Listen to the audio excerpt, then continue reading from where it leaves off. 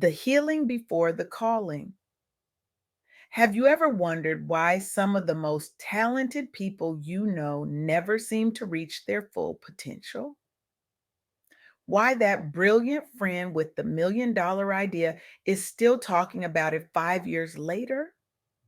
Or why that organization with incredible vision keeps cycling through the same problems?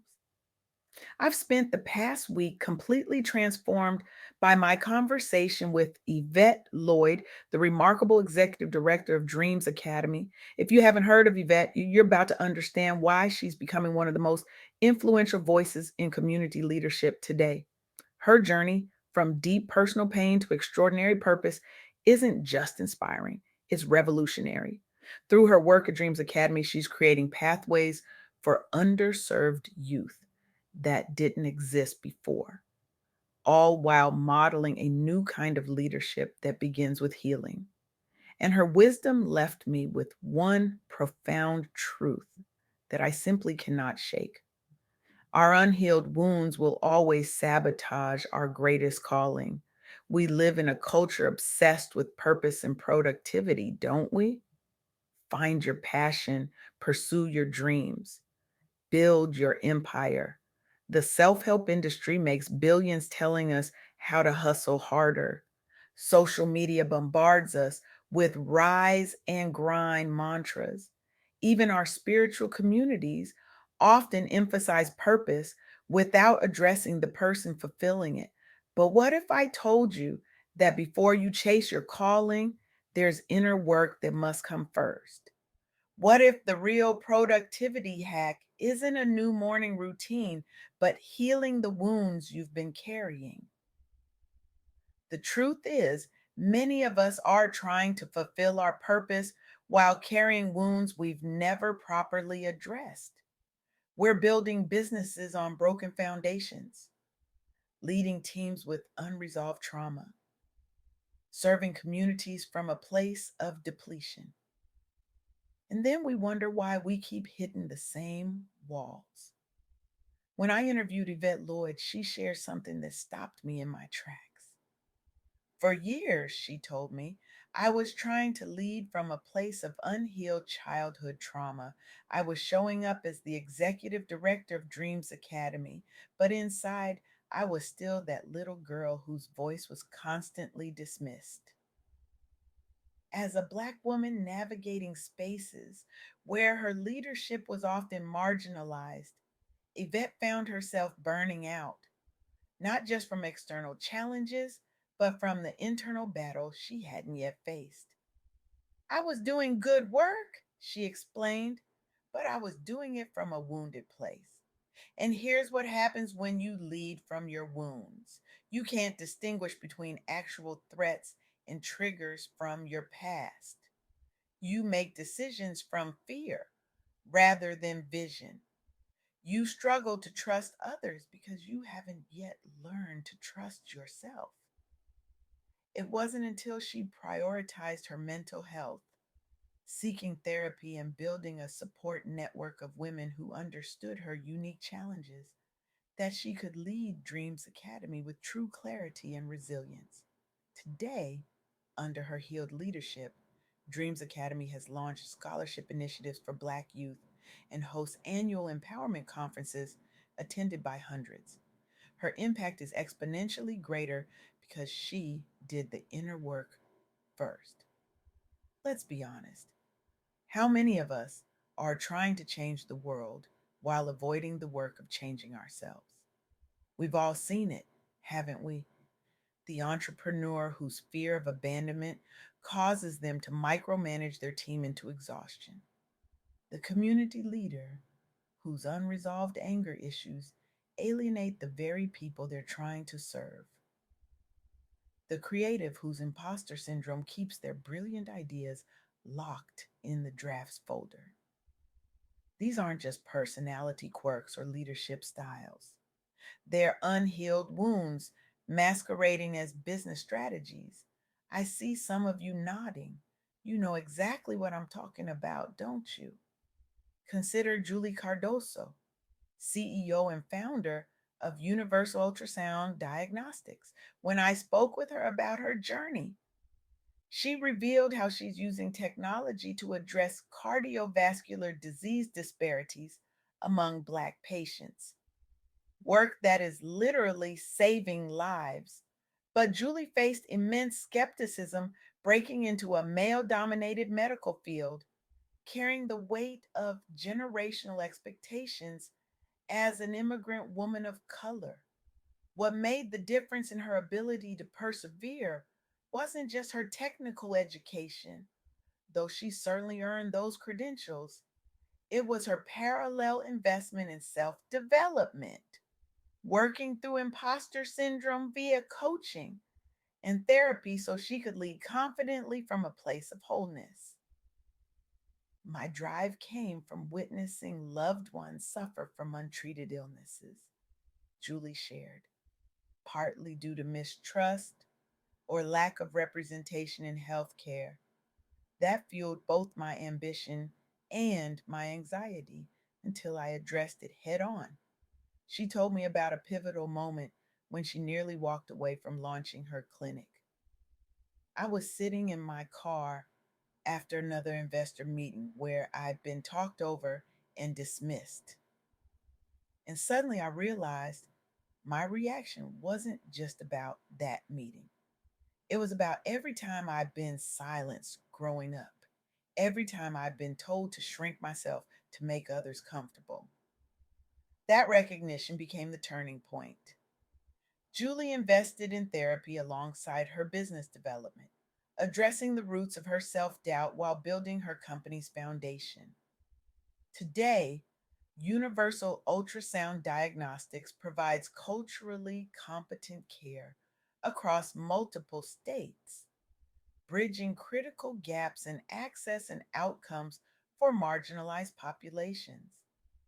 Julie's holistic approach proves that when leaders heal personally, they drive innovation systemically. But healing isn't just for entrepreneurs and executives, it's for anyone with a calling, which means it's for everyone in this room. During my conversation with Sonia Denise, author of Resilient Reflections, I was struck by how her personal healing journey transformed not just her life, but the lives of countless others. Sonia battled depression after experiencing traumatic losses. She felt called to inspire others, but was struggling with her own brokenness. How could she possibly guide others when she herself felt lost? The answer wasn't to push through or fake it till she made it. The answer was to heal. I kept thinking ministry meant having all the answers, Sonia told me. But real ministry began when I admitted I was broken too. Sonia embarked on a deep spiritual healing journey through faith practices, including journaling letters to her younger self, and sought counseling during difficult seasons. Before writing Resilient Reflections, she struggled privately with shame around mental health, but found freedom when she shared her journey publicly. The very thing I was most ashamed of, she said, became the most powerful part of my testimony. Her book has since become a touchstone within faith based communities, helping countless readers reclaim hope after hardship. Sonia now speaks nationally on resilience while mentoring women facing similar challenges. Her story demonstrates that healed individuals become powerful agents for change, not despite their wounds, but because they've done the work to transform those wounds into wisdom.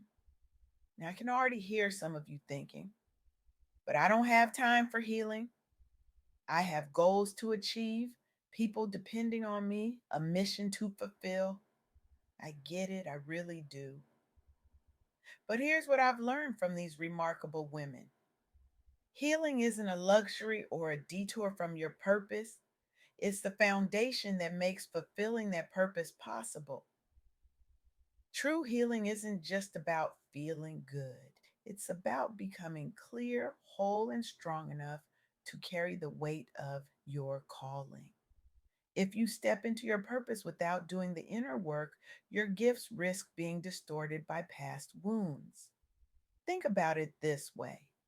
Would you build a skyscraper without first ensuring the foundation could support it? Would you run a marathon without addressing an injury that causes you to limp? Would you try to fill others' cups from an empty pitcher? Of course not. Yet we do the equivalent with our callings all the time.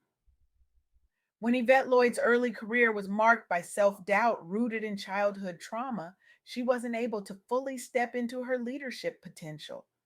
It wasn't until she intentionally addressed these wounds that she could lead Dreams Academy with the power and clarity her mission deserved.